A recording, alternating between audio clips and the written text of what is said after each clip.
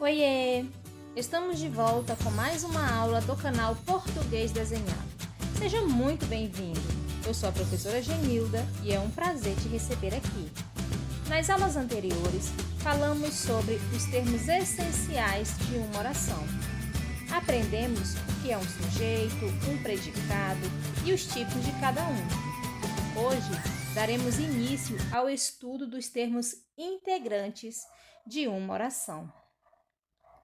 São termos que integram a oração: os complementos verbais, os complementos nominais e o agente da passiva. Hoje falaremos sobre os complementos verbais. Os complementos verbais, também chamados de objetos, são termos que completam o sentido de um verbo transitivo. Você sabe o que é um verbo transitivo? Chamamos de verbos transitivos aqueles que precisam de um complemento para ter sentido completo. Veja, Paula comprou. Se eu falar apenas dessa forma, você irá entender? É lógico que não, porque o verbo comprar sozinho não completa a informação. Ele exige um complemento, ou seja, um objeto, para ter seu sentido completo. Paula comprou o quê? Vamos completar? Paula comprou vestidos, Paula comprou um sapato, Paula comprou comida. São várias as opções de objetos para o verbo comprar. Como o verbo comprar exigiu complemento, ele é um verbo transitivo. Vestidos, um sapato e comida são termos que completam o sentido do verbo comprar. Por isso, são chamados de complementos verbais, ou seja, objetos. Tranquilo até aqui? Os complementos verbais podem ser classificados em objeto direto e objeto indireto. O objeto direto é aquele que se liga ao verbo de forma direta, ou seja, sem a interferência de uma preposição. Esse tipo de complemento verbal pode ter como núcleo substantivos, palavras com função de substantivo e pronomes pessoais do caso oblíquo. Exemplos: o cachorro matou o rato. Observe que neste contexto o verbo matar exige complemento. Se falarmos apenas assim, o cachorro matou, a oração ficaria sem sentido. O cachorro matou o quê? O rato.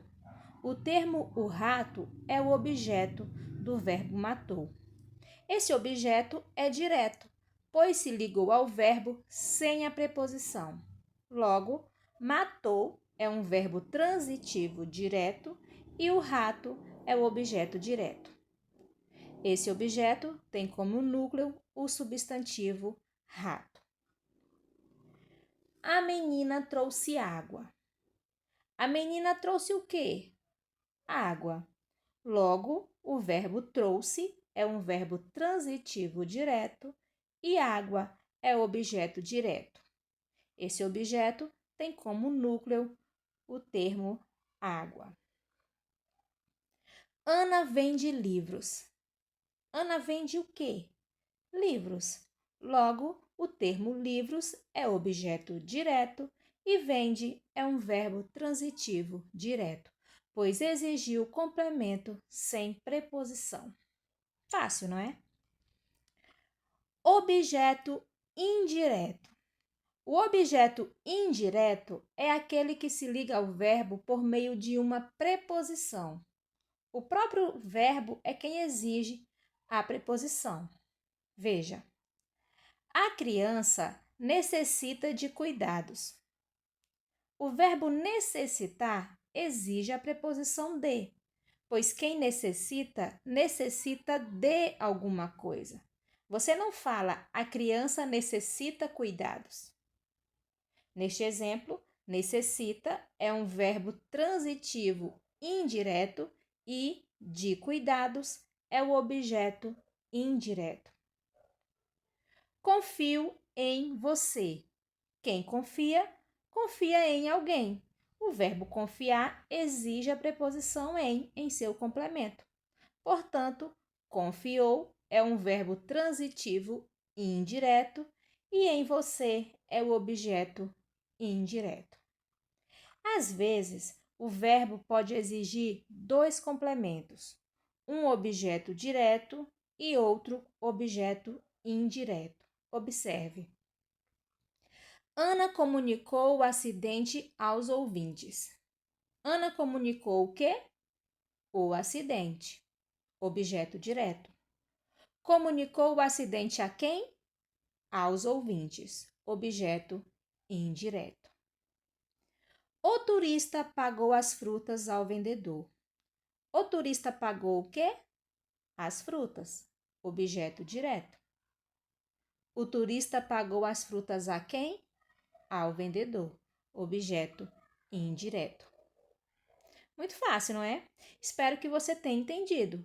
Beijos e até a próxima aula. Tchau!